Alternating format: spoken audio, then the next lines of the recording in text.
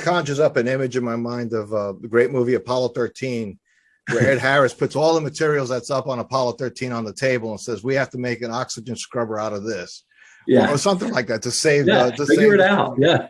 But, I mean, and then you're in life or death situation there. You better put your egos aside and figure out the best way possible. That's a no-brainer there.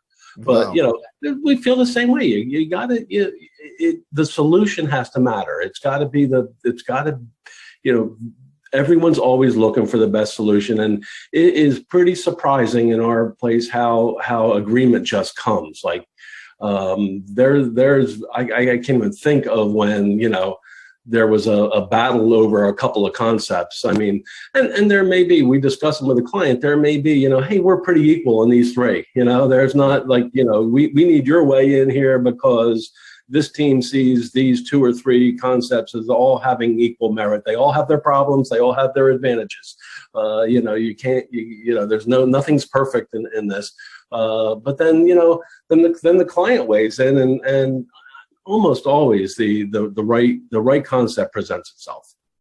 That's great. And what's interesting about that too is you just hit on a very real thought, which is true of any kind of process improvement, any kind of process design, which is if you wait for perfect, you'll be waiting a long time. So it often is about the right trade-offs, the trade-offs that you can live with. And, again, people coming to you, I'm assuming they're planning to launch a product that's going to sell, 500,000 units. It's a lot of money involved getting it over the line in a way that they can make a profit with each of those units. Yeah. And we have had many clients that just can't stop developing, can't stop trying to make it, that much better, or, make this change at the last minute. And, the battle cry is always, is that going to sell one more unit? Let's be real. There is a time to draw the line. And some people have a real hard time with it. Sure. They like the process and they want perfection. And there is a time where it's not going to sell you one more piece. So why are you spending money to do it?